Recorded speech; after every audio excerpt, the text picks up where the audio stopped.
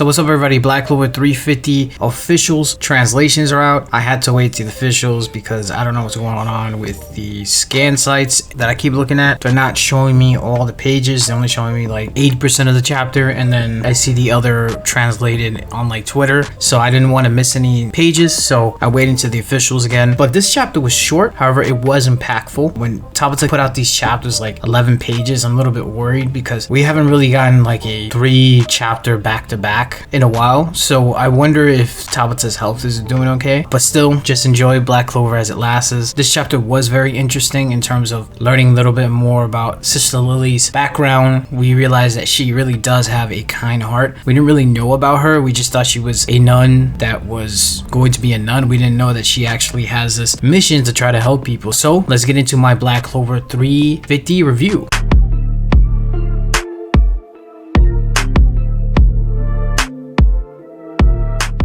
First of all, if you like anime, manga reviews, discussion, spoilers, and theories, definitely hit the subscribe button. If you like the video, switching with some false copyright strikes. So let's get the channel back to 5,000. Thank you all for your support. I really appreciate it. So this chapter is 11 pages. Like I said before, it's very short. It's called The Holy Woman's Confession. I said this in the spoilers, how Sister Lily, who is a person of God or follows the worship of the God of the Black Clover universe, or at least the cross God of the Black Clover universe, because we know that there's possibly multiple divinities in Black Clover, because we learned about the seabed god temple that the Black Bulls went into, and then there's like this cross-based god that we know that Sister Lily does pray to. We also see Lucius is apparently trying to be that, because in this chapter when you see him getting basically the 3 younger 𝚲𝚙𝚙 siblings, you saw them like in a circle type of thing. In the background you see a cross. You could kind of tell that Lucius is trying to be that cross-based god, so it's very interesting to see this. I said all that to say that Sister Lily is confessing what she did and asking forgiveness to Asta, a person that is possessed by a devil, not a person that is trying to be holy or like something similar to Lucius, who's this false god that he's trying to be. She's literally confessing to Asta. Of course, Asta means a lot to her, but like I said before in the spoilers, it's something like as if the cross-based god's will is basically what Asta's doing. That's in my opinion what I see. It's like Asta is basically following the will of this cross-based god. Her religious background, her devotion to the cross-based god in the Black Clover universe has something to do with Asta. I would love to see at the very end that we get this divinity get introduced in like the Judgment Day. We'll see. The chapter starts off basically where Black Clover 349 ended. You see Sister Lily falling. She's turning slowly back to normal. Asta grabs her. It's a very intimate moment between Asta and Sister Lily. You see that she's crying. You just see tons of tears. You see part of her like horn that she had when she was in that paladin mode. You know, I did say that I thought it was a possibility that Sister Lily would have kept the paladin powers. I was completely off. I did kind of want Sister Lily to be returned back to normal and then have the paladin powers, and then she be a contributing factor to the fight of the final judgment. But it doesn't make sense if you really think about it, because that's something that I wanted, but logically she is not a fighter. She's not somebody that will fight. I mean, she is a nun. She's looking for peace, so it makes sense that she's kind of being pushed aside until the final battle is concluded. Sister Lily is basically asking forgiveness to Asta, saying that she's sorry she said all those awful things to him, and Asta's like, I don't care about that. And then you see this little panel right here where she says, and all for what I've done to so many people. It kind of makes you wonder what exactly did she do during the time she was a paladin when Lucius, because apparently it looks like there's been possibly 4 days that passed, because maybe Asta, it took him a couple of days for him to wake up. From what it looks like, it wasn't just like he woke up the next day. He probably woke up a couple of days after. So there's basically 3 days that she probably was a paladin. She probably did unspeakable acts. Of course, she could just be only talking about the dragon being summoned in the land of the rising sun, but you know that's not the case. You know that there's more to it. So I would like to see what she means by that, and that's probably going to be something. Maybe 𝚲𝚘𝚡 is foreshadowing something there. Sister Lily, she kind of tells her background, like why she basically landed in the church and the Forsaken realm, how she met up Asta in a sense. She was basically saying that she thought that the people in the Noble realm saddened her because they were discriminating based on magic, so she hoped that all people could be equal one day, and that's why she joined the church. So with that being said, there's a possibility that Sister Lily might actually be coming from nobility. We don't really know her last name or what family she comes from. She does have water. It's a possibility that she has any type of connection with Noelle's family, even though she's not you know, magically a fighter, we don't know how powerful she truly is because she's not the person to fight. She's a person to be passive. So if she were to fight, like what level would she be? Is she actually somebody from the noble realm? And from what's being said, it sounds like she is. She's somebody from the noble realm. She felt like she wanted to help people out and it could be equal. That's why she joined the church. I don't think that she comes from a lower class or a peasant background. I think she's coming from possibly a noble background. If not, maybe royal. Maybe she has connections to Noel's family. And then she says that she went to the church, but she found out that there's discrimination based on class and magic as well. No matter how much she prayed, nothing changed. That's why she left for the Forsaken Realm. You know, I really like that because I grew up in a Christian church. I can only speak for Christianity, but there is a lot of classism. There is a lot of like discrimination towards people. You know, there's always that person that always thinks they're better than them because they have more money or because they're quote unquote closer to God. So it makes a lot of people leave the church. Her saying that, I kind of really enjoyed it because she realized that yes, she still has that will, she still has that devotion to this cross-based God, but she wants to do it in a way that doesn't follow the normal route. So she went and she wanted to help people in the Forsaken Realm. She actually wanted to do a difference. She wanted to make an impact. As she's saying this, Asta says, sister, Ryu comes in and says, you saved Asta and he got tougher. This time trying to lean on the guy that you saved. This is a very heartwarming moment. I was kind of wondering with the spoilers, like, where did he get this information from? I didn't really understood that it was Sister Lily that was saying it out loud. I thought she was saying it in her head and he was reading what she was saying in her head. That's what I thought. But it's good that the fan translations and the official translations pointed out that she was just basically telling what she was saying. Probably seems like Sister Lily thought she was gonna die in a sense. This was her final moments. It's cool because I'm pretty sure you saw all of this happening. For him to go to where Asta's at the right moment where Sister Lily is literally like about to knock out and he has Fumito on there who is a healer, I'm pretty sure he knows exactly what he's doing. It also makes me wonder like how far in the future can Rio look into? Can he look into the future similar to how Julius and Lucius does? As Sister Lily hears this and she just says Asta and then she tells the plan of Lucius. And I was saying this before that there's 3 days, so it looks like 4 days have passed because we were told that it was 7 days when Asta was fighting Lucius at the very beginning of this arc. Sister Lily continues and tells us that Lucius is combining all the magical powers of his siblings, blood, body, and bone magic, and with his soul magic, he's gaining phenomenal powers. In other words, he's becoming similar to like a magical god. He can change minds and bodies the way he please. He can even create people from nothing. It's really godlike magic, and on Judgment Day, he tends to take full control of the world and all of its magic. So that's very ominous and very interesting as well. He's basically trying to be the Sinbad of Black Clover. Asta's like surprised. Sister Lily continues saying, of course, this also affects the land of the rising sun, which makes sense why Ryu wants to help Asta so much. But Sister Lily is crying, saying, I'm so ashamed, I'm so sorry. I helped Lucius and I awakened the five-headed dragon. I brought misfortune on to everyone. Asta's like, you know, it's not your fault, Sister Lily. I won't let anybody say that it's your fault. Sister Lily says, thank you, Asta, and she knocks out. This is a very impactful moment. You're seeing the effects of how evil Lucius is. He's a perfect villain, and I really enjoy him being that perfect villain in Black Clover because we always needed that villain. I don't think there's going to be somebody that's actually controlling Lucius. Like I said in theories before, that's a possibility that Lucius might be controlled by somebody. I don't think 𝚤𝚘 is going to take it that route. I think Lucius is just acting on his own will. And like I said before, I hope we get some type of holy war. Rio says she's not dead. Taking down Lucius is the only way to wake her up though. Rio continues, Fumito, use your recovery jutsu just in case. Fumito goes, yes sir. Asta, thanks Fumito. Asta's like, just wait Sister Lily, I swear I'll bring down Lucius, but I have to start with the five-headed dragon. And then you see him looking at the five-headed dragon, but maybe after this battle the Black Bulls find out where Asta's at. I also wonder what will happen once Lucius finds out that 2 of his paladins aren't nearby.